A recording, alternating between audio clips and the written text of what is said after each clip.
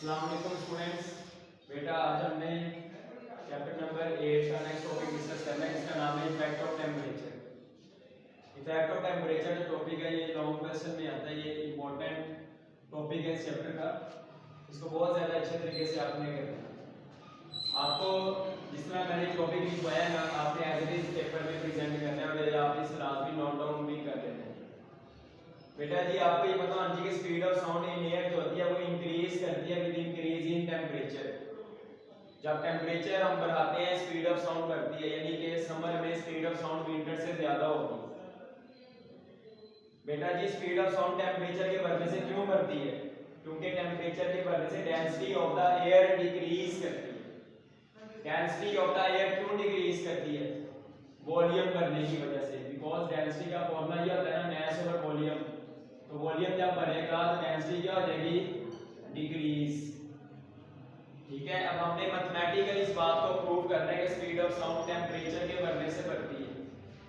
वो कैसे के फर्ज किया?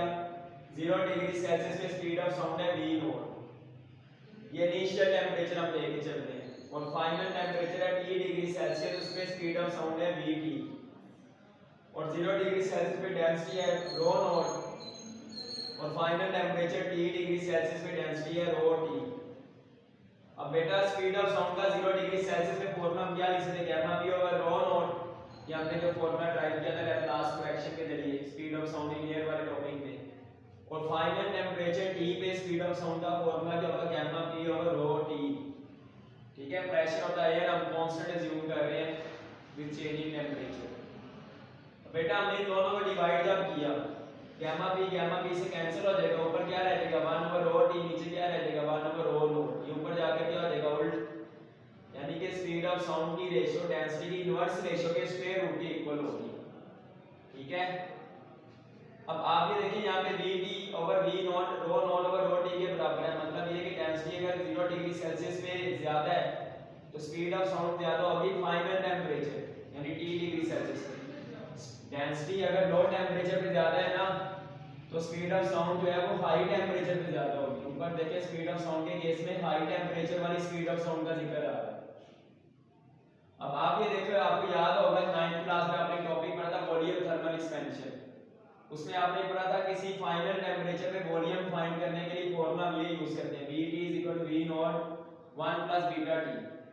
Vt यहाँ पे वॉल्यूम है at final temperature, v naught यहाँ पे वॉल्यूम है एट 0 डिग्री सेल्सियस यानी इनिशियल टेम्परेचर पे वॉल्यूम, और बीटा यहाँ पे वॉल्यूम एक्सपेंशन का कोएफिशिएंट है। बीटा यहाँ पे हमें बताएगा कि 1 केल्विन टेम्परेचर बढ़ने से वॉल्यूम में कितनी चेंज आएगी गैस की, और इसकी वैल्यू आपने जुबानी याद रखनी है। फॉर आइडियल गैस बीटा की वैल्यू होती है 1/273। ये एमसीक्यूज में अक्सर आती है वैल्यू। इसको हमने यहाँ पे पुट कर दिया तो T/273 आ जाएगा। अब वॉल्यूम का हम लिख सकते हैं formula mass over density. Density होती है मास ओवर वॉल्यूम, तो वॉल्यूम इक्वल आ गया मास ओवर डेंसिटी। मास मास के साथ कैंसिल आउट, रो नॉट इधर आ जाएगा। अब ये रो नॉट ओवर रो t इसके इक्वल आ जाएगा। ये वैल्यू हमने पुट कर दी इक्वेशन नंबर 1 में। ठीक है, अब आप ये देखो यहाँ पे एलसीएम क्या आएगा? 273, ऊपर क्या आएगा? 273 प्लस t, इसे हम t प्लस 273 भी लिख सकते हैं, बात एक ही है। तो बेटा आपको पता है ना कि 273 अगर हम ऐड करते हैं सेल्सियस वाले टेम्परेचर में तो केल्विन में आंसर आता है। तो मैं यहाँ पे सिर्फ 273 को कह सकता हूँ ये केल्विन में टेम्परेचर है एट 0 डिग्री सेल्सियस, और T यहाँ पे जो है फाइनल टेम्परेचर है। उसमें जब मैं 273 ऐड करूंगा तो फाइनल टेम्परेचर आ जाएगा केल्विन में। ठीक है, यानी कि यहाँ पे कैपिटल D हमें बता रहा है केल्विन टेम्परेचर है T डिग्री सेल्सियस, और T नॉट बता रहा है हमें kelvin temperature at 0 degree Celsius. और आप देखो ये जो फॉर्मूला है इसमें T नॉट की वैल्यू कांस्टेंट है, speed of sound eight 0 degree Celsius भी कांस्टेंट है।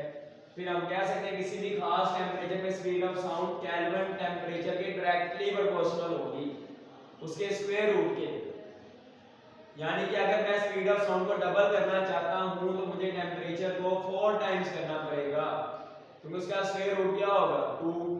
अगर मैंने स्पीड ऑफ साउंड को 3 टाइम्स करना है तो मुझे टेम्परेचर को 9 टाइम्स करना पड़ेगा केल्विन में। इस बात को आपने ध्यान में रखना है कि हम टेम्परेचर को सेल्सियस में अगर 4 टाइम्स करते हैं तो केल्विन में 4 टाइम्स नहीं होता। ठीक है, अगर आपने सेल्सियस को पहले केल्विन में कन्वर्ट करना है फिर 4 टाइम्स आप करते हो टेम्परेचर को, तो स्पीड ऑफ साउंड डबल होगी। इस बात को आपने ध्यान में रखना है, ठीक है। स्पीड ऑफ साउंड केल्विन में टेम्परेचर को 4 टाइम्स करने पे डबल होती है। तो बेटा हमने यहाँ पे ये मैथमेटिकली प्रूव कर दिया कि वाकई स्पीड ऑफ साउंड टेम्परेचर के बढ़ने से बढ़ती है। अब हमने कैसा फॉर्मूला यहाँ पे ड्राइव करना है जो हमें बताएगा कि 1 डिग्री सेल्सियस टेम्परेचर बढ़ने से स्पीड ऑफ साउंड कितनी बढ़ती है, या किसी भी खास टेम्परेचर पे स्पीड ऑफ साउंड हम कैसे फाइंड आउट कर सकते हैं वो भी हमें बताएगा। इसके लिए हम इक्वेशन नंबर 3 को अगर देखो तो मैं यहाँ पे स्क्वायर रूट की जगह पावर 1/2 भी तो लिख सकता हूँ, बात तो एक ही है। तो आपको मैंने पिछले टॉपिक में बताया था बाइनोमियल थ्योरम के बारे में कि अगर पावर इशारिये में आ जाए या रेशो में हो तो हमने क्या करना है, सेकंड टर्म के साथ पावर को डायरेक्ट मल्टीप्लाई कर देना है। तो ये t/546 बन जाएगा। इसके आगे और भी टर्म है उसको हमने इग्नोर कर दिया, इससे आगे वाली टर्म्स को हमने क्या कर दिया, इग्नोर, क्योंकि वो वेरी स्मॉल होती है। बस आप इतनी बात ध्यान रखो कि पावर को दूसरी टर्म से आपने डायरेक्ट मल्टीप्लाई कर देना। v0 दोनों के साथ मल्टीप्लाई हो गया, v0 ये वाले v0 की जगह मैंने 332 पुट कर दिया। Speed of sound eight 0 degree Celsius 332 होती है। इन दोनों को डिवाइड किया 0.61 आ गया, इसको वैसे ही रहने देना। अब ये जो फॉर्मूला बना है ना, इसमें t टेम्परेचर है डिग्री सेल्सियस में, आप इसमें कोई भी टेम्परेचर डिग्री सेल्सियस में पुट करके स्पीड ऑफ साउंड निकाल सकते हो उस टेम्परेचर पे, ठीक है। आप देखो जब टेम्परेचर 1 डिग्री सेल्सियस होगा तो ये सिर्फ 0.61 रह जाएगा। v0 की वैल्यू 332 है, यानी 1 डिग्री सेल्सियस पे स्पीड ऑफ साउंड की वैल्यू होगी 332.61 मीटर पर सेकंड। अगर आपसे कोई पूछे 10 डिग्री सेल्सियस पे स्पीड ऑफ साउंड क्या होगी, तो आप यहाँ पे 10 पुट कर दोगे, तो 10 को 0.61 से मल्टीप्लाई करें 6.1 आएगा। ओवरऑल स्पीड ऑफ साउंड होगी 338.1 मीटर पर सेकंड। किसी भी खास टेम्परेचर पे स्पीड ऑफ साउंड आप यहाँ से निकाल सकते हो, और आपने यहाँ पे स्पीड टेम्परेचर को सेल्सियस में पुट करना है। और आपको ये पता होना चाहिए 1 डिग्री सेल्सियस टेम्परेचर बढ़ने से स्पीड ऑफ साउंड में कितना इजाफा होता है, 0.61 मीटर पर सेकंड। सेंटीमीटर में हम इसे क्या लेंगे, 61 सेंटीमीटर पर सेकंड।